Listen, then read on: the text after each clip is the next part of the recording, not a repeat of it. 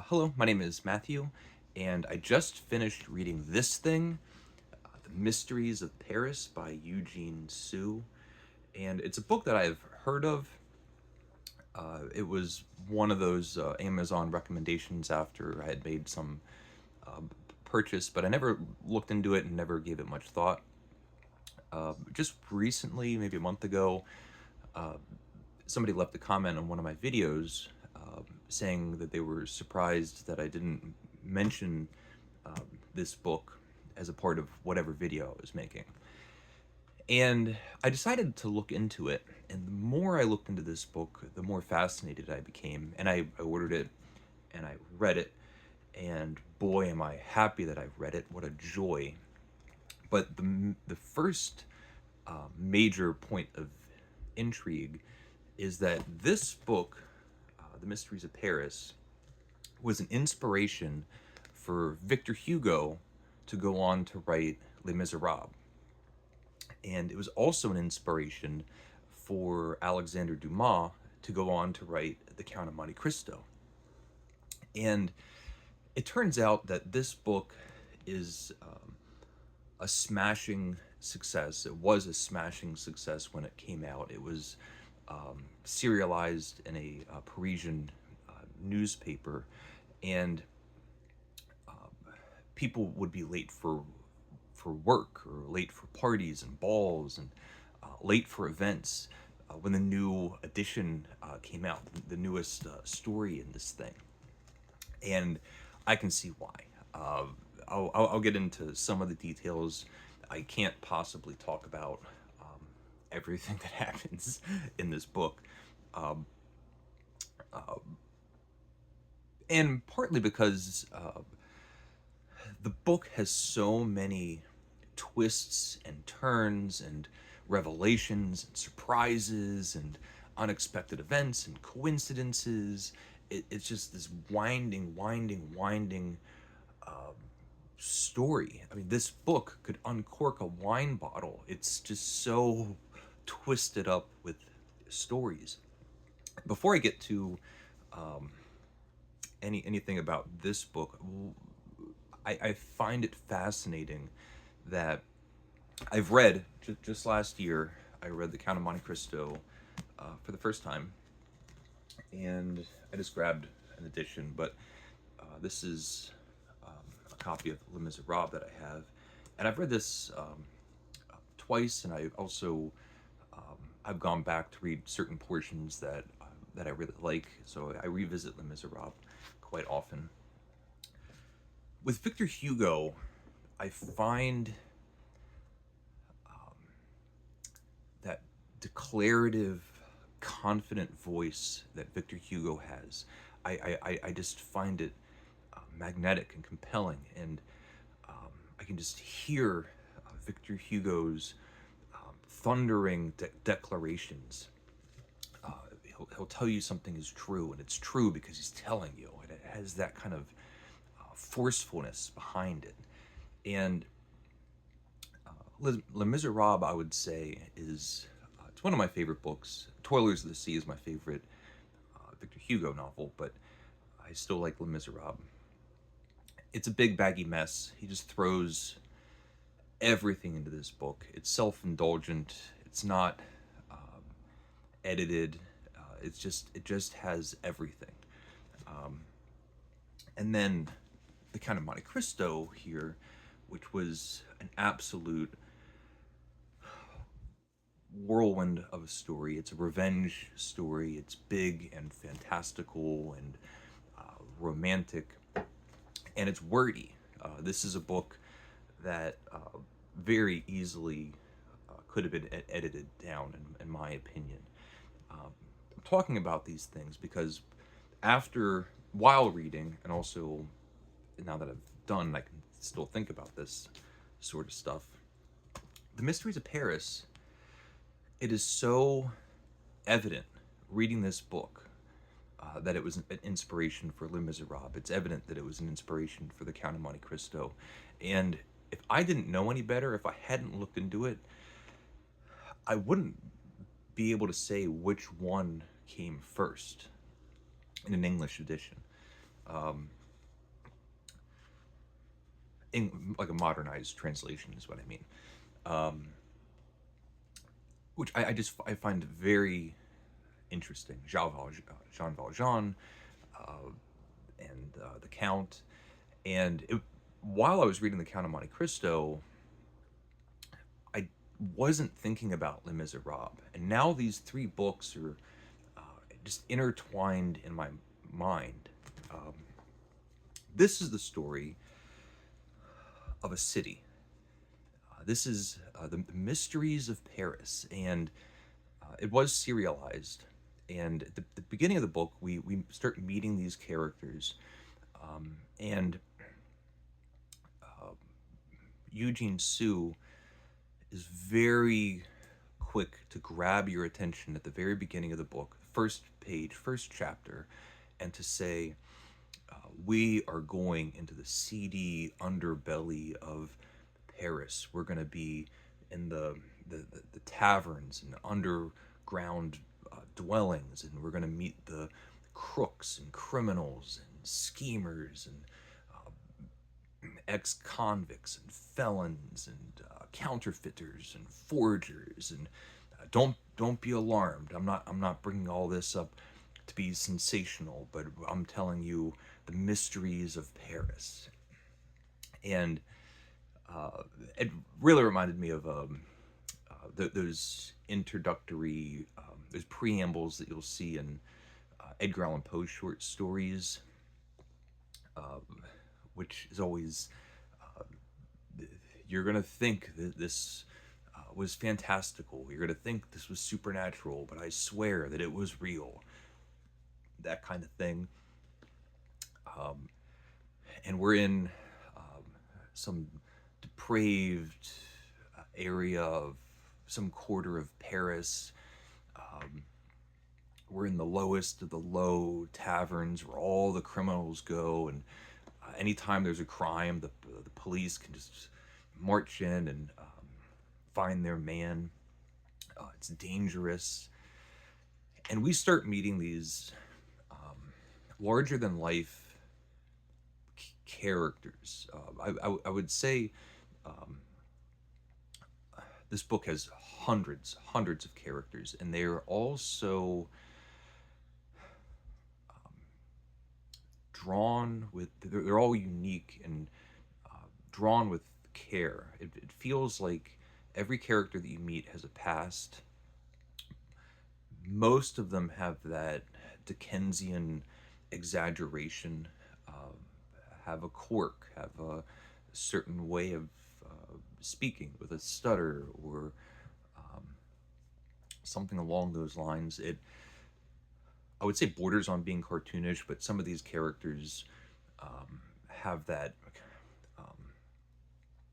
The villains especially have that Dick Tracy kind of exaggeration to them. And all the characters are like this. They have nicknames. They have the names that they go by, their aliases. We meet the thrash or the slasher and Songbird, who's one of the main characters.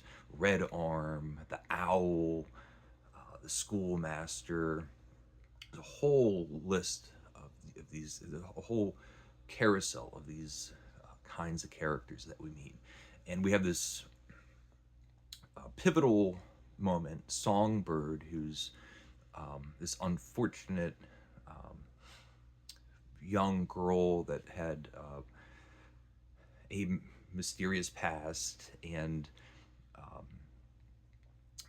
became an orphan, was thrown in prison, came out of prison, found herself shackled to the powers of this old hag, a one-eyed hag called the Owl, who would torment her and torture her, and she was finally able to escape, only to find herself in another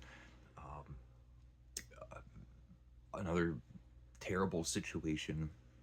But we find her on a cold night in a dark alley, and the Thrasher arrives, and he's making violence towards her, and we get a mysterious stranger that comes out of nowhere.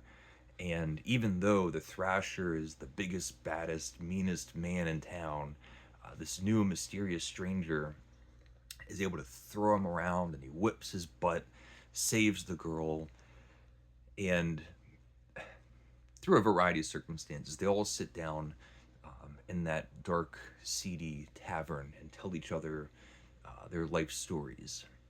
They bond over it. And this mysterious stranger, his name is Rodolphe, I think. That's how I have been saying it, Rodolphe.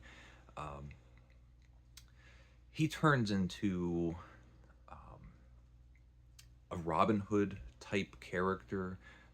As we learn about him, he's someone that has unlimited sources of money, and he's very much like the Count of Monte Cristo and Jean Valjean, where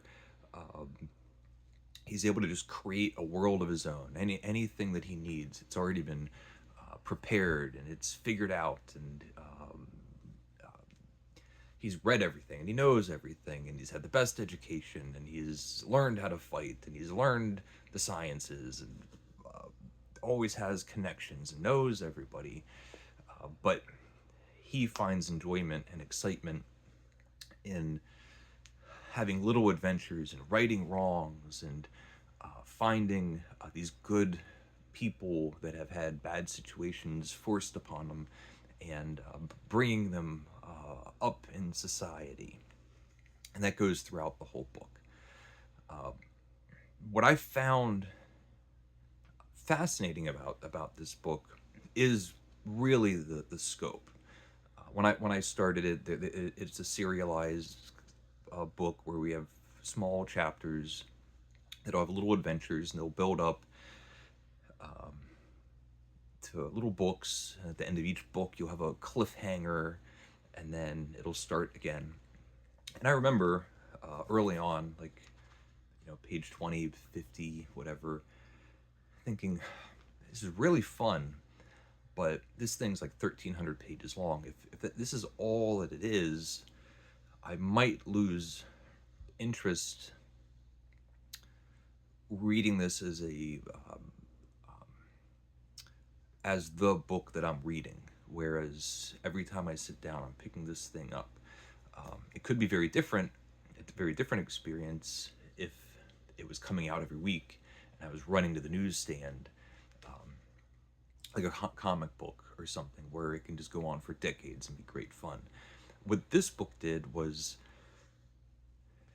it started growing. The characters started growing. The cast of characters started growing. We started going all over Paris. We went to the marketplace, the boulevards, the countryside of France. We're in tenant housing and different houses, and we're meeting different families. All of these characters, every single character has a life and a story, even when they're exaggerated. And also, no matter how minor they are, and not no matter how major they are, which puts you off kilter. You'll have a character that you'll meet and spend time with for 100 pages, and they'll have their exit.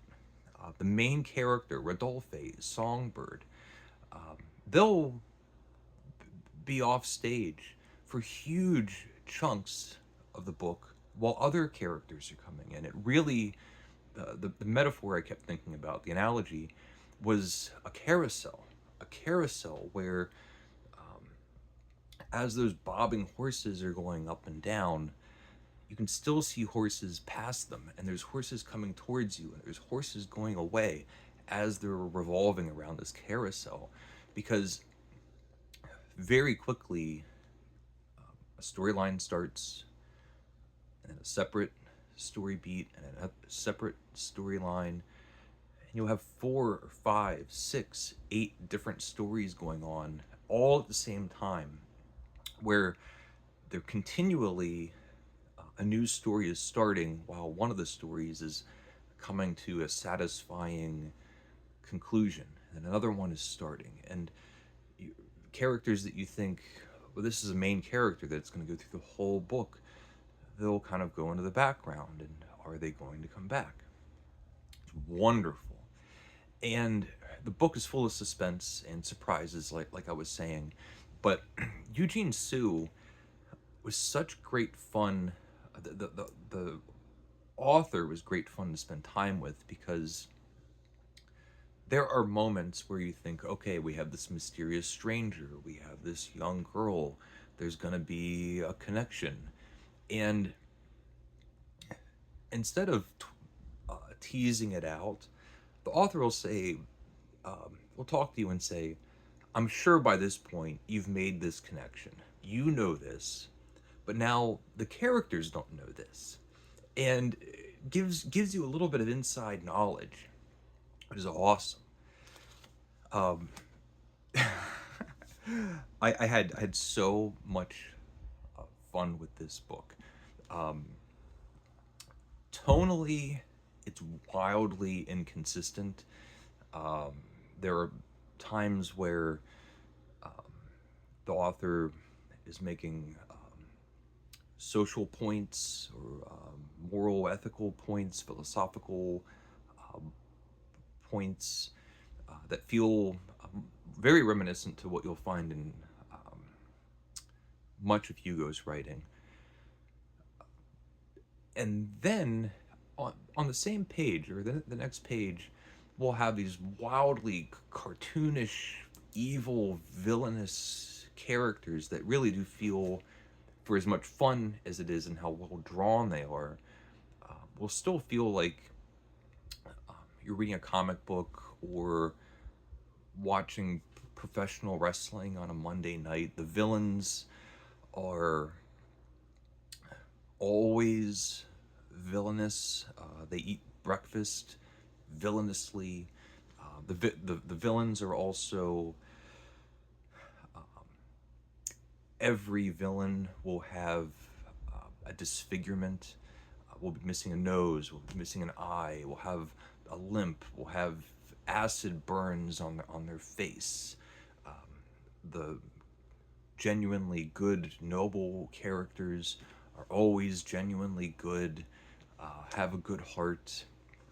The times that we spend in poverty, abject poverty, we have some characters that are these angels, where it's just that the world around them has crashed down and put them in these horrible situations.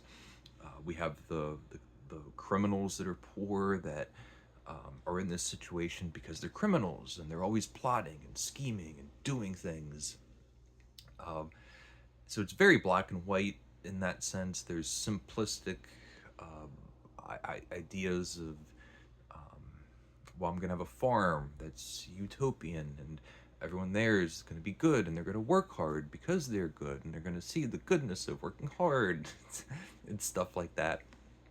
Um, but the page turning element of this book, especially after just recently finishing The Count of Monte Cristo, I might say this book overpassed that page turning excitement and enthusiasm. I loved this book. It's one of those books where halfway through, or getting towards the end, it could have been twice as long. And honestly, if this was a serial coming out every week and it could just go on forever, I could imagine just every week reading the next episode and having a ball.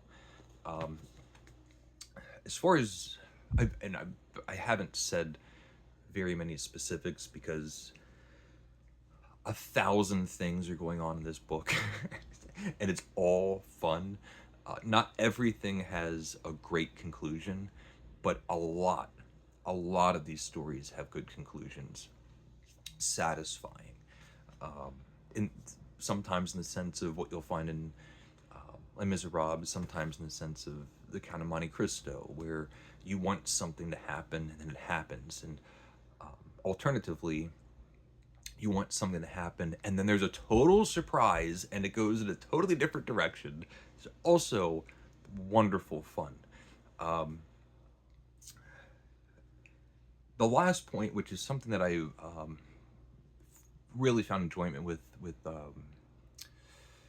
reading Tom Jones by Henry Fielding, since it was a serial and it went on for so long, uh, there's points in the book where the author is now getting reviews or criticism from the public or critics, and starts addressing the critics as the book goes along. The author will go, "Let's stop here.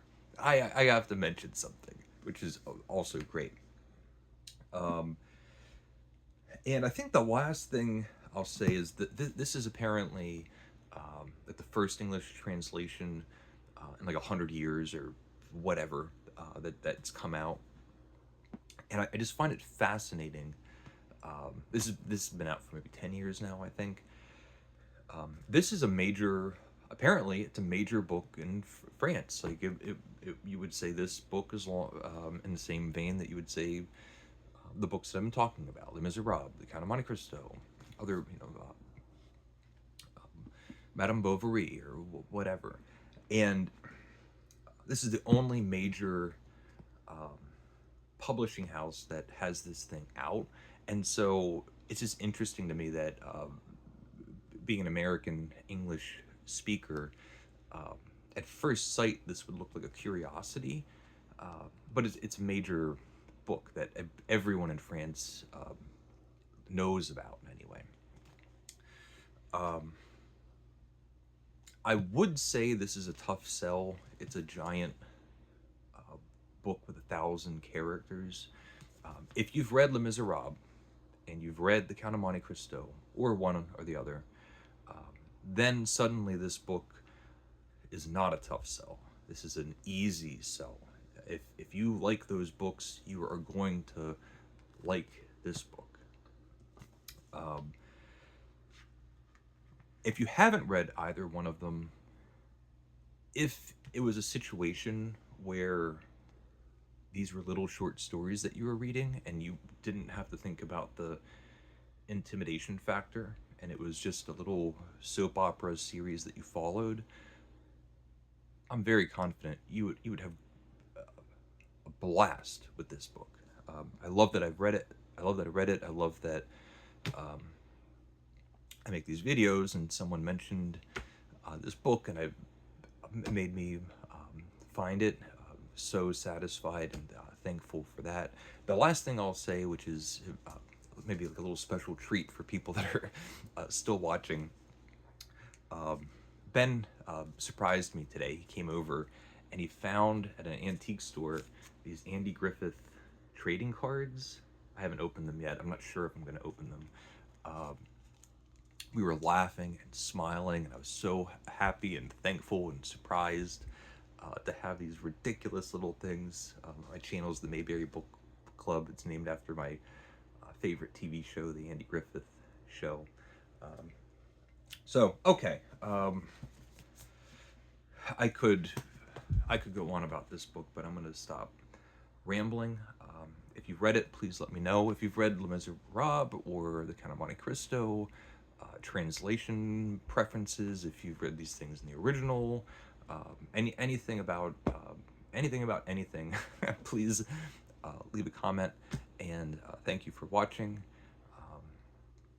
and take care. Bye. It's snowing.